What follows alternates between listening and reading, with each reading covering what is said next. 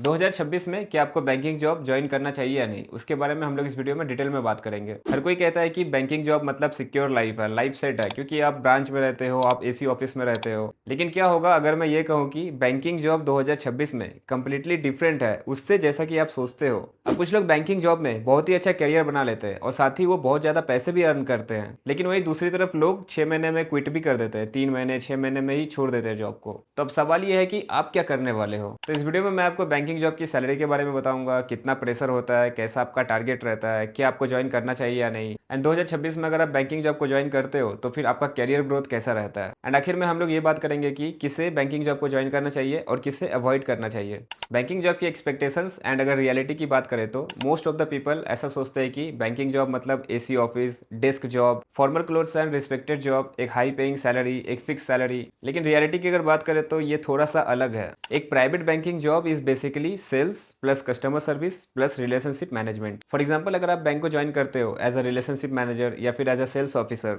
तो आपका job branch में बैठ के कोई पेपर वर्क करना नहीं रहेगा। आपको इसमें सेल्स करना पड़ेगा, आपको प्रोडक्ट एंड सर्विसेज को सेल करना पड़ेगा कस्टमर्स को। आपको क्लाइंट्स एंड कस्टमर्स को क्रेडिट कार्ड सेल करना होगा, लोन्स करवाना होगा, करेंट अकाउंट खुलवाना होगा, सेविंग्स अकाउंट खुलवाना होगा, लोन, इंश्योरेंस, एफडी, ये सारी चीजें आपको सेल करनी पड़ेगी। वरना अगर आप डेस्क जॉब सोच के अगर आप ब्रांच बैंकिंग को ज्वाइन कर लोगे तो 1 महीने बाद आपको पता चलेगा कि यहाँ पे डेली टारगेट्स आपको अचीव करना पड़ता है, आपको सेल्स करना पड़ता है, इतना सारा प्रेशर आपको लेना पड़ता है, मैनेजर का कॉल्स आपको लेना पड़ता है, एंड फिर आप स्ट्रेस एंड कंफ्यूजन में आ जाओगे। इसलिए अगर आप रिटेल बैंकिंग या फिर ब्रांच बैंकिंग को ज्वाइन कर रहे हो तो ये एक सेल्स बेस्ड प्रोफाइल रहेगा, इसमें आपको सेल्स करना होगा, ये सेल्स बेस्ड जॉब है। सैलरी की अगर बात करें तो अगर आप स्टार्टिंग में बैंक को ज्वाइन करते हो तो आपका जो स्टार्टिंग सैलरी होगा वो 20,000 से लेके 35,000 पर एनम रहेगा। ये मैं एवरेज सैलरी की बात कर रहा हूँ, अलग पोस्ट पे अलग लोकेशन पे आपका सैलरी डिफरेंट हो सकता है, लेकिन 20 से 35,000 आपका एवरेज रहेगा। एंड बैंकिंग जॉब में इंसेंटिव बहुत ज्यादा मायने रखता है। अगर आपका इंसेंटिव अगर आपको अच्छा मिलता है तो आपका सैलरी या तो बहुत ज्यादा हो जाएगा, नहीं तो फिर आप स्टक हो जाओगे आपके बेसिक सैलरी में ही। आपके सैलरी में फिक्स्ड पे होता है, एक वेरिएबल पे होता है और एक परफॉर्मेंस बेस्ड इंसेंटिव भी होता है। फॉर एग्जांपल अगर कोई एक एम्प्लॉय है, वो डेली टारगेट्स मीट कर रहा है, उसका जो भी मंथली टारगेट्स है वो उसको अचीव कर रहा है, तो उसका सैलरी अच्छा मिलेगा एंड उसको इंसेंटिव भी बहुत मिलेगा। तो हो सकता है कि वो 30,000, 40,000 एंड 50,000 या उससे भी ज़्यादा अर्न कर सकता है। वहीं अगर कोई दूसरा एम्प्लॉय है जो टारगेट को अचीव नहीं कर पा रहा है या फिर टारगेट मिस हो जा रहा है, तो फिर वो 25,000 या 30,000 के सैलरी ब्रैकेट में ही फिर वो स्टक हो जाएगा। एंड साथ ही जब आप टारगेट को मीट नहीं करते हो तो फिर इतना ज़्यादा प्रेशर भी आप पे बनता है। तो अगर आप सेल्स कर लेते हो एंड अगर आप अंडर प्रेशर अच्छा परफॉर्म करते हो, अगर आपको टारगेट दिया जाता है तो आप उसको अचीव कर लेते हो, तो फिर वेरिएबल पे आपको मिलता है और ये आपको बहुत ज़्यादा मोटिवेट करता है। क्योंकि जब आपको एक अच्छा इंसेंटिव मिलता है या फिर बोनस मिलता है तो फिर आपको भी मोटिवेशन होता है और ज़्यादा एफर्ट मारने का। लेकिन वहीं फिर अगर कोई टारगेट को अचीव नहीं कर पा रहा है तो फिर ये एंजाइटी भी क्रिएट करता है। तो इसलिए ये आप पे डिपेंड करता है कि आप अंडर प्रेशर आप कैसा परफॉर्म करते हो, आप सेल्स कर लेते हो या नहीं, आप टारगेट को मीट कर लोगे या नहीं। अगर आप ये सब कर लोगे तो आप आराम से बैंक को ज्वाइन कर सकते हो। आप यहाँ पे टारगेट को अचीव करने के बाद आप एक अच्छा सैलरी भी अर्न कर सकते हो। लेकिन अगर आप नहीं कर पाओगे तो फिर आपको एक बार और सोचना चाहिए। अब टारगेट एंड प्रेशर की अगर बात करें तो बैंकिंग में टारगेट एंड प्रेशर वाला कल्चर रहता है। अब बैंक एक टारगेट ड्रिवन एनवायरनमेंट है, तो आपका जो भी मैनेजर होगा वो आपसे बोलेगा कि कितना बिजनेस हुआ है, कल कितना बिजनेस किया, आज कितना करने वाले हो, टारगेट क्यों नहीं अचीव हो रहा है, कल मुझे 5 अकाउंट चाहिए, आपको कैसे भी करके 5 अकाउंट खुलवाने हैं। तो ये सारी चीज होता है बैंकिंग में, क्योंकि बैंक को न्यू कस्टमर्स को एक्वायर करना पड़ता है एंड जो पुराने कस्टमर्स हैं, जो एग्जिस्टिंग कस्टमर्स है, उनको भी सेल्स करते रहना पड़ता है। तो हो सकता है कि आप पूरे दिन काम किए एंड आपका टारगेट मीट नहीं हुआ, उसके बाद फिर आप घर जाते हो, तो ऐसा भी पॉसिबल है कि आपका मैनेजर रात को 8 बजे भी आपको मैसेज कर सकता है कि भाई टारगेट क्यों नहीं पूरा हुआ एंड कल उसको 3 क्रेडिट कार्ड कैसे भी चाहिए। तो पूरा दिन आप काम करके जाते हो, पूरा एफर्ट लगा के जाते हो एंड उसके बाद भी वो एक्सपेक्ट करता है कि आप और ज्यादा परफॉर्म करो। तो कांस्टेंट प्रेशर बैंक में रहता है, लेकिन जैसे जैसे आप काम करते जाओगे, जैसे जैसे आप इससे डील करते जाओगे, आप बहुत ज्यादा कॉन्फिडेंट भी बनोगे। आपका कम्युनिकेशन स्किल्स और अच्छा होगा, आपका सेलिंग स्किल्स और अच्छा होगा, आपका निगोसिएशन स्किल्स और अच्छा होगा। तो वही है कि स्टार्टिंग में आपको बहुत ज्यादा प्रॉब्लम हो सकता है, स्टार्टिंग में कुछ समझ में ना आए एंड टारगेट प्रेशर जब दिया जाए तो आप बहुत ही ज्यादा एंजाइटी में आ जाओ। लेकिन जैसे जैसे आप काम करोगे, जैसे जैसे आप परफॉर्म करोगे, फिर आप ही ग्रो करोगे। इसलिए जब ऑलरेडी अब हमें पता है कि बैंक में सेल्स करना पड़ता है, टारगेट प्रेशर रहता है, तो पहले ही आपको सेल्स सीखना होगा, कम्युनिकेशन बिल्डिंग पे ध्यान देना होगा, रिलेशनशिप मैनेजमेंट सीखना होगा और साथ ही आपको इन सब का आदत डालना होगा। क्योंकि बैंक में आपको हर दिन प्रेशर दिया जाएगा टारगेट के लिए, सेल्स के लिए, तो प्रेशर लेना फिर आपको सीखना पड़ेगा। वो बैंक में आप जॉब करते करते आप ऐसे ही आप सीख जाओगे।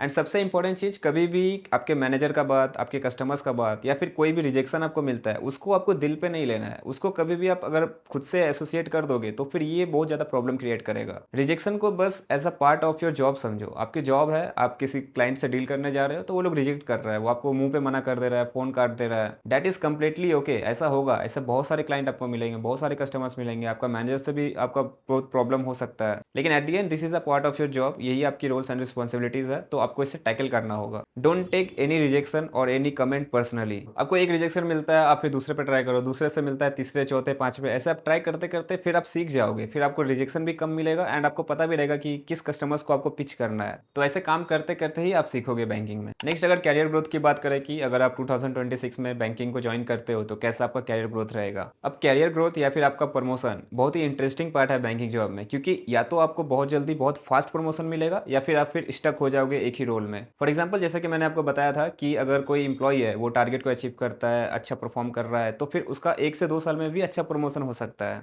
वहीं अगर कोई दूसरा इंप्लॉय है जो टारगेट को अचीव नहीं कर पा रहा है या फिर परफॉर्मेंस उतना अच्छा नहीं है, तो फिर वो एक ही जॉब रोल में वो 2 साल के लिए भी स्टक हो सकता है। तो प्राइवेट बैंक में ग्रोथ ऐसा नहीं होगा कि आप बहुत दिन से काम कर रहे हो तो आपका जल्दी ग्रोथ हो जाएगा, ऐसा नहीं होता है। इसमें पूरा परफॉर्मेंस बेस्ड होता है ग्रोथ। यहाँ पे आपका कम्युनिकेशन एंड आपका सेल्स स्किल ज़्यादा मैटर करता है रादर देन आपके पास डिग्री कौन सा है। तो इसलिए आप अपने कम्युनिकेशन को इंप्रूव करो, आप सेल्स करना सीखो, रिलेशनशिप बिल्डिंग, कस्टमर सर्विस, ये सारी चीज़ आपको सीखनी होगी। तो अगर आप ऐसा कर लेते हो तो फिर आपको प्राइवेट बैंक में बहुत अच्छा ग्रोथ मिल सकता है। आप 4-5 साल में आराम से आप ब्रांच मैनेजर बन सकते हो। बट उसके लिए आपको परफॉर्म करना होगा एंड आपको जो भी टारगेट असाइन हुआ है, जो भी टारगेट है, उसको आपको अचीव करते रहना होगा। नेक्स्ट, वर्क लाइफ बैलेंस की अगर बात करें, अगर आपको ऐसा लगता है कि बैंकिंग जॉब 9 to 5 का होता है तो फिर ये बहुत बड़ा मिस्टेक है। रियलिटी में आपको सुबह 9 बजे बैंक जाना पड़ता है, लेकिन आपको काम खत्म करते करते शाम के 7-8 भी बज सकता है। और अगर आप अंडर परफॉर्म कर रहे हो, अगर आपने टारगेट को अचीव नहीं किया या फिर अगर आप टारगेट को मिस कर रहे हो, तो फिर आपको उसके बाद भी कॉल आ सकता है। आपको रात के 8-9 बजे भी आपको कॉल आ सकता है आपके मैनेजर का। तो आप इमेजिन करो कि आप घर पे आए हो थक के एंड पूरे दिन आपने काम किया, आप घर पे आए हो, अब आप डिनर कर रहे हो एंड उसके बाद आपका मैनेजर आपको मैसेज करता है कि क्या अपडेट है, सेल्स क्यों नहीं हुआ।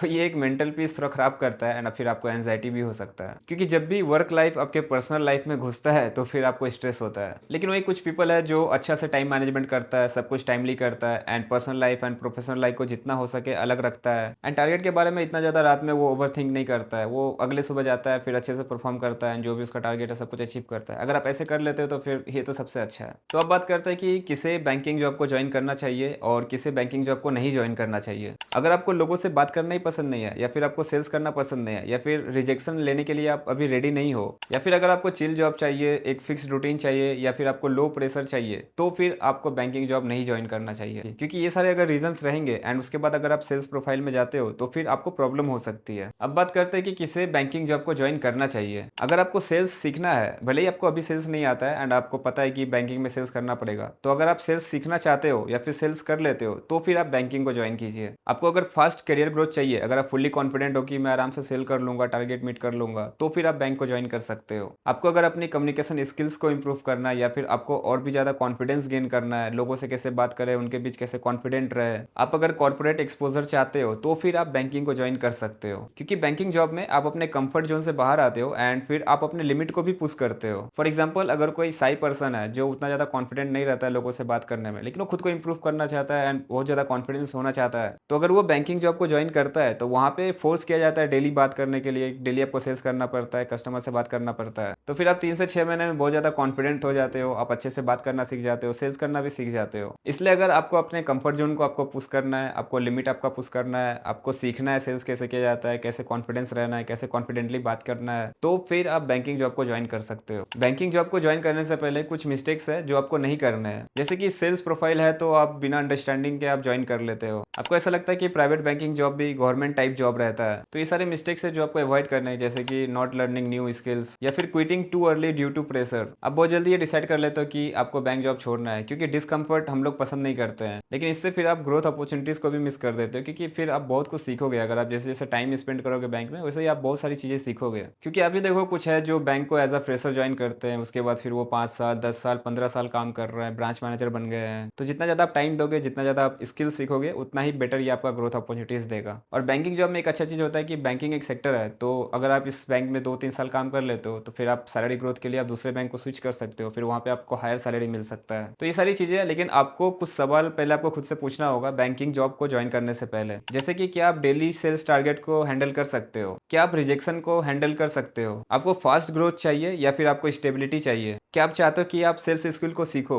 एंड लास्टली, क्या आप प्रेशर को हैंडल कर सकते हो मेंटली? अब सभी का हाँ होना जरूरी नहीं है। अगर आपका 3 से ज़्यादा का सवाल यस है तो फिर आप ट्राई कर सकते हो बैंकिंग को ज्वाइन करने का। लेकिन अगर आपका सभी में जवाब नहीं है तो फिर बैंकिंग जॉब को अवॉइड करना ही आपके लिए ठीक रहेगा। तो प्राइवेट बैंकिंग जॉब अच्छा भी है, खराब भी है, लेकिन ये डिपेंड करता है कि आप इसको कैसे हैंडल करने वाले हो। कुछ लोगों के लिए ये करियर को बूस्ट कर देता है एंड कुछ लोगों के लिए फिर ये स्ट्रेस ट्रैप बन जाता है। इसलिए आप भीड़ को फॉलो मत करो। अगर सब कोई बैंकिंग जॉब ज्वाइन कर रहा है, आपके दोस्त लोग ज्वाइन कर रहा है, तो उसको देख के आप ज्वाइन मत करो। आप अच्छे से अपने रोल्स को समझो एंड जो भी मैंने बताया इस वीडियो में उससे आप देखो कि आप एग्री करते हो या नहीं। और सब कुछ को अच्छे से समझने के बाद खुद से आप रिसर्च कीजिए। खुद का रिसर्च करने के बाद उसके बाद फिर आप डिसाइड कीजिए कि आपको बैंकिंग जॉब ज्वाइन करना है या नहीं। वीडियो अगर अच्छा लगा तो लाइक कीजिए, सब्सक्राइब कीजिए ऐसे ही कंटेंट के लिए। Thank you so much for watching till the end. I wish all the very best. Take care, bye bye, Jai Hind.